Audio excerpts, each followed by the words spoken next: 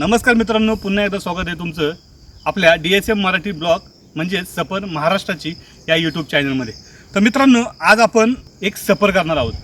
पण ती सफर मावळ आणि खेड या दोन तालुक्याच्या मध्ये असलेल्या भामचंद्र डोंगराची आज आपण सफर करणार आहोत आणि पाहूया संत तुकाराम महाराजांना ज्या ठिकाणी प्रेरणा भेटली त्या भामचंद्र डोंगराची सफर। चला। संत तुकाराम महाराज म्हटलं की आपल्या नजरेसमोर येतो तो भंडारा डोंगर, परंतु या भंडारा डोंगराच्या व्यतिरिक्तही या डोंगरावरती संत तुकाराम महाराजांना साक्षात्कार झाला। गाथा रचण्याची प्रेरणा ज्या डोंगरावरती मिळाली तो डोंगर म्हणजे भामचंद्र डोंगर। चला तर सफर करूया याच भामचंद्र डोंगराची।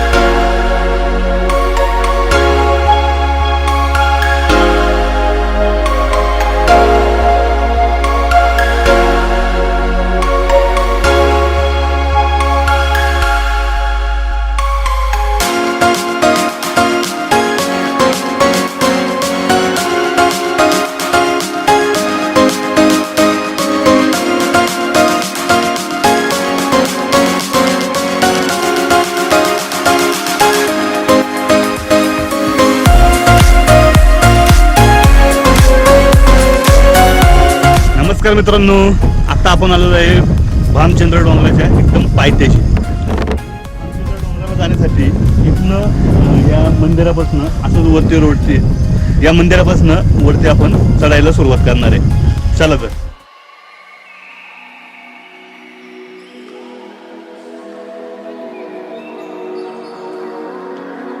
भामचंद्र डोंगर चढत असतानाच तुम्हाला हनुमानाचे मंदिर लागते। या मंदिराची उभारणी रोकडोबा दादा या संप्रदायातील साधकांनी केली आहे।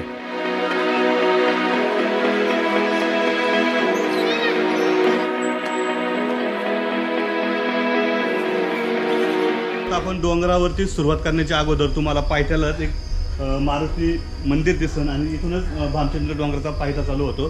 चला तर आता आपण भामचंद्र डोंगरावरती जाण्यासाठी इथून सुरुवात करूया।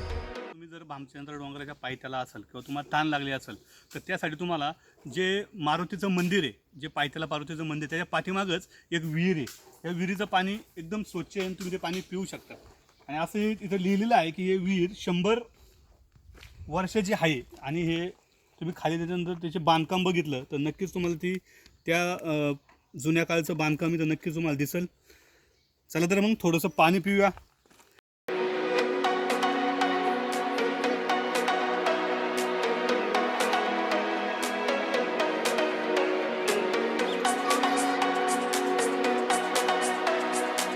भामचंद्र डोंगर चढताना तुम्हाला सुरुवातीला गर्द झाडी दिसते। या गर्द झाडीमध्ये असलेले मोर याचा आवाज तुम्हाला नक्कीच ऐकू येईल। हा डोंगर तसा चढायला सोपा आहे। जर तुम्ही या डोंगरावरती पावसाळ्यामध्ये आले असाल तर हा डोंगर अतिशय सुंदर आणि देखणा दिसतो।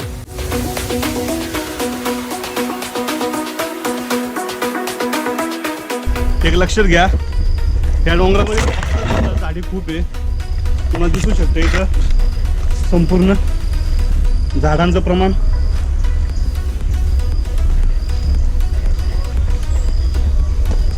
इथे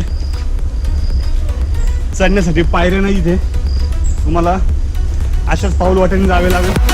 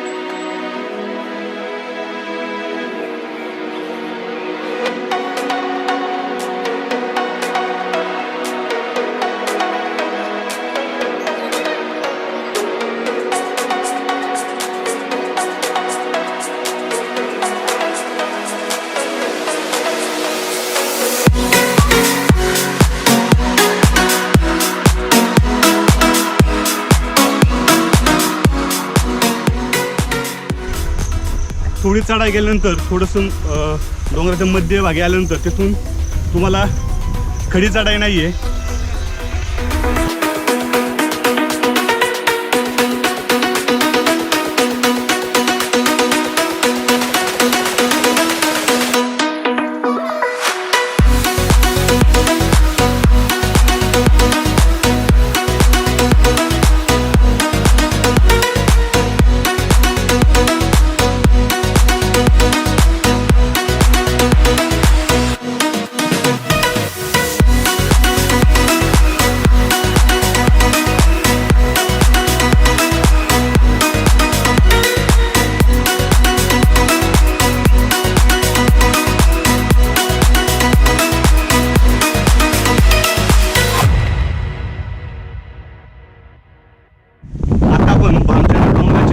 माथ्यावरती आलेलो आहे आणि इथे आल्यानंतर तुम्हाला प्रथमच दर्शन होईल ते भामचंद्र भगवान मंदिराचं. चला तर आपण आता या मंदिरामध्ये जाऊन भगवान भामचंद्र भगवान मंदिराचं दर्शन घेऊया. चला.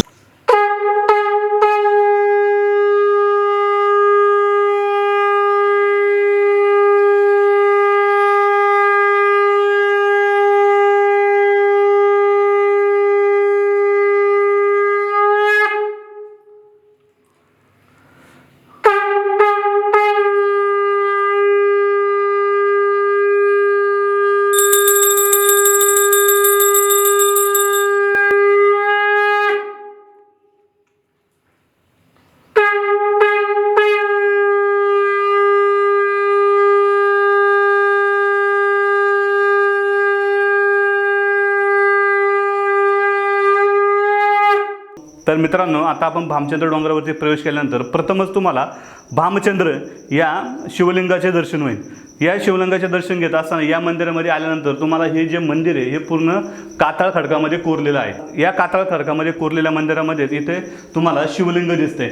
या शिवलिंगाचं नाव हे भामचंद्र आहे. या शिवलिंगाच्या नावावरनं या डोंगराला भामचंद्र असं नाव पडलं आहे. आणि तुम्ही एक लक्षात घ्या, या डोंगरावरती आल्यानंतर तुम्हाला या डोंगराच्या बरोबर पाठीमागच्या बाजूला भीमाशंकर, भामचंद्र आणि समोर बघितल्यानंतर भंडारा, आणि भंडाराच्या डोंगराच्या पलीकडं तुम्हाला गोरवडेश्वर असे तीन सगळे डोंगर एका रेषेमध्ये दिसतात. या मंदिराबद्दल अधिक ह्या मंदिराबद्दल म्हणजे ह्या पांडवकालीन मंदिर आहे. हा भामचंद्र फार जुनं मंदिर आहे. हा 400 वर्षाच्या पूर्वीचा आहे, तुकाराम महाराजच्या अगोदरचं. तुकाराम महाराज इथं येत होते, इथं साधना करायची. इथं त्यांना मग काहीच त्रास व्हायला ना म्हणून ते वर गेले. तुम्हाला वर गेल्याच्या पुढं तिकडे टेकडी दिसन, तिकडे गेल्यानंतर मग त्यांनी 15 दिवस असं ध्यान लावलं, भगवंताचं नामस्मरण केलं. अन्न पिणं काही अन्न घेतलं नाही, पाणी घेतलं नाही, काही नाही. आणि मग त्यांनी भगवंताचा साक्षात्कार करून घेतला. वर त्यांना पांडुरंग परमात्मा तिथं साक्षात्कार झाल्याच्यानंतर दर्शन दिलं देवानी. आणि तिथंच शेजारी तुम्हाला भागीरथी कुंड दिसन. त्या भागीरथी कुंड तिथं प्रगट झालेलं आहे. आणि त्याच भागीरथी कुंडाने दररोज देवाला पूजन केलं जातं. आणि ते अखंड आहे, ते कधीच त्याचा हे होत नाही, त्याचा सारखा प्रवाह चालू असतो. ते दररोज देवाच्या पूजापुरतं पाणी निघतं तिथं.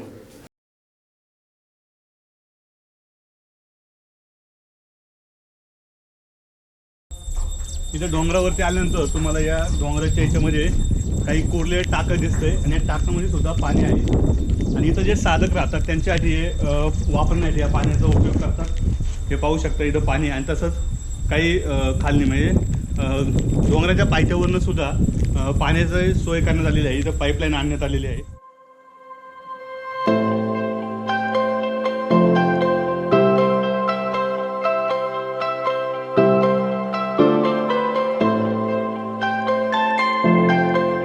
आपण एका कोरलेल्या गोवामध्ये आले ज्या ठिकाणी साधक राहण्यासाठी याची सोय करण्यात आलेली आहे. परंतु हे जे तुम्हाला जे कोरलेलं जी गुहा दिसते ही प्राचीन नसून इथे एक रोकडोबा बाबा एक साधक होते. यांनी या स्थानिक लोकांना जे स्थानिक जे ठाकर लोक आहेत त्यांना जे पैसे देऊन या गुहेचं निर्माण केलेलं आहे.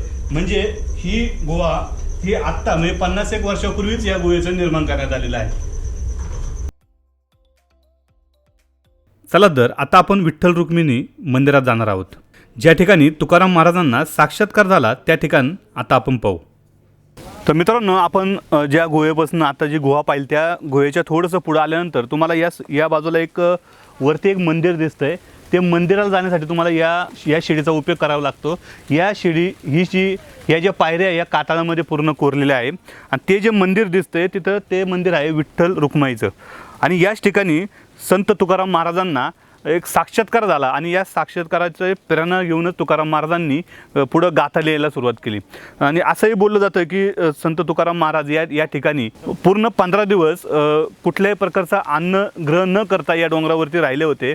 आणि याच डोंगरावरती राहिल्यानंतर ते पुन्हा ज्यावेळेस देऊला गेले म्हणजे त्यांच्या घरी गेले त्यावेळेस त्यांना एक दृष्टांत झाला आणि दृष्टांत झाल्यानंतर त्यांनी पुढे गाथा लिहिण्यासाठी सुरुवात केली. तर चला तर याच मंदिरामध्ये आपण पुढे जाऊया आणि नक्की पाहूया हे मंदिर आहे कसं.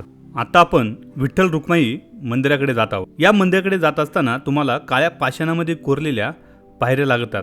या पायऱ्यावरनं जात असताना थोडंसं संभळून जावं लागतं कारण या पायऱ्यांची रुंदी आणि लांबी खूप छोटी आहे आणि जात असताना तुम्ही याच्या बाजूला लावलेल्या सुरक्षा कठाड्याचा वापर करतच वरती चढावे.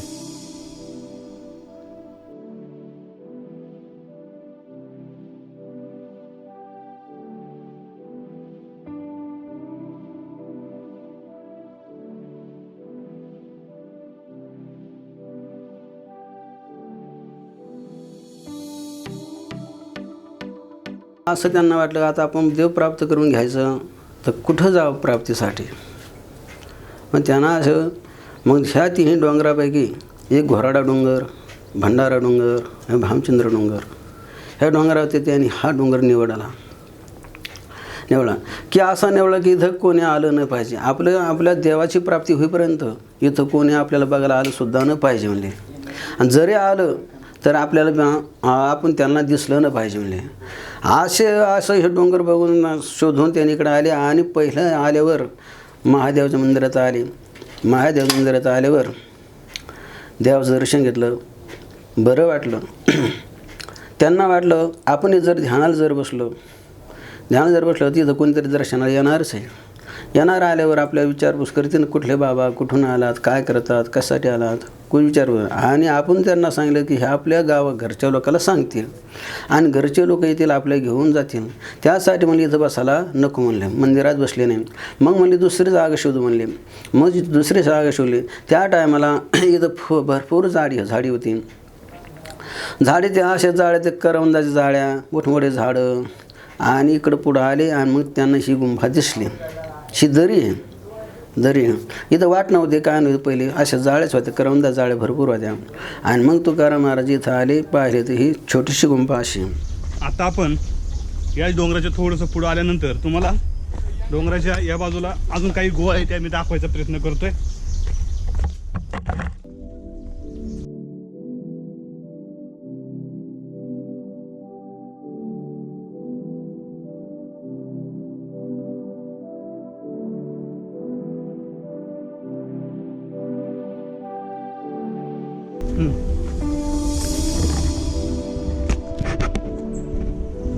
तुम्हाला पाणी टाके दिसते तसं इथं वरती सुद्धा काही गोवा आहे. इथं सुद्धा काही साधक मंडळी इथं साधना करत आहे.